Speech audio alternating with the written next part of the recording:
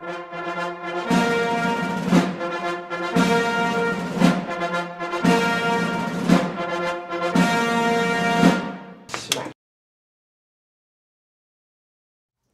Tim Coventry. I'm Haseeb Altaf. Welcome to Hartfield's Political Network. On today's topics, we're going to talk about the big wins for Donald Trump, obviously, in Nebraska and in West Virginia. And then on the Democratic side of things, we're just going to be talking about West Virginia today. Starting off, we're going to start with the Democrats. Earlier this week, we had the West Virginia primary. It was an open primary. The results are as follows. Senator Bernie Sanders won 51.4% of the vote with 123,000 votes, and he earned 18 delegates. And Secretary Clinton received 11 delegates with 35.8% of the votes and 86,000 votes. Definitely not a huge win because the state doesn't have much delegates, but it is a landslide victory. On the Republican side? On the Republican side, for West Virginia, we have Donald Trump polling at 77% with Ted Cruz at 9% and John Kasich at 6.7%. Donald Trump pulls the lead here with 156,425 votes versus Ted Cruz's tiny 18,208 votes and John Kasich's 13,685 votes. But on the Nebraska side of things, Donald Trump comes in at 61.4% with 121,287 votes, and then Ted Cruz is 18.4% with 36,418 votes, and then John Kasich's 11.4%, 22,526 votes. And then Donald Trump got 36 delegates in Nebraska, and Donald Trump got 30 delegates in West Virginia, with John Kasich having 1 delegate as well. Moving on, we're going to discuss where things are going to go from here. Now, Haseeb, I know you'll probably want to go first, discussing if Bernie Sanders will get the nomination. So I'll speak first. Donald Trump has been named the presumptive nominee. Hillary Clinton was named the inevitable nominee, and seems like that inevitability has been riding with her all the way to today.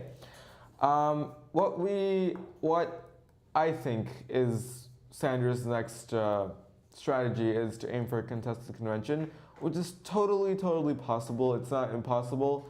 Whether or not he will get the nomination at the convention, in a contested convention, is still in contention and in debate. I believe there are 10 more states, 10 more primaries to attend for the nominees and for the 2 candidates.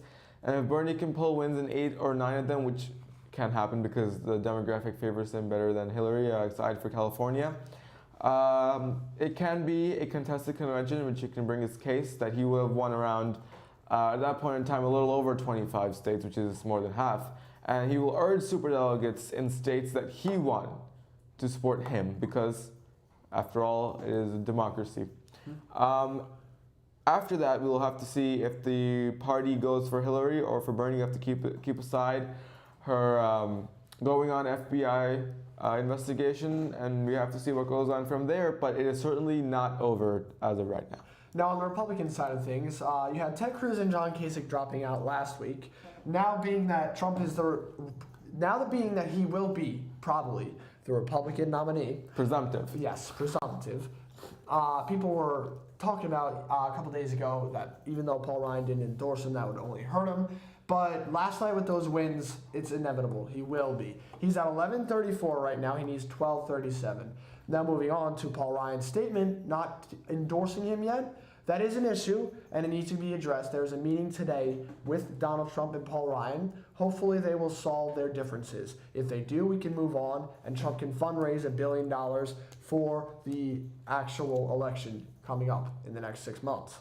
Now, before we close, I just want to point out that John Kasich got 1 delegate compared to Ted Cruz, and Ted Cruz was ahead of him. It just shows more so now that Cruz is out, the establishment doesn't need him anymore. And it shows that people favor John Kasich more than Cruz. Quickly at the end, I just want to discuss some latest news. I was reading an article, and it was, I can't remember where it's from, but they were saying the top Republican Party leaders are eyeing an independent bid. Yeah. In that case, what do you see happening? I see a total disaster happening. Now, people said that Paul Ryan might be going for the independent bid ticket, although I really do not think so. I am almost 100% sure that he wants to stick with the Republican Party. He wants to endorse Trump. The only issue is everything Trump has said in the past. That's why he doesn't want to do it. But you have Mitt Romney, the two Bushes, and John McCain. They're stepping out of the convention this year because, they obviously do not like Trump. But I see a third campaign as a rumor. I don't think it will actually happen. Okay, well, we have to see what Yes. happens going on. Today is the meeting. We'll be discussing the meeting probably next week. Next week, we'll be also discussing the primary that will be held on Tuesday. So thank you for watching, and we'll see you next week.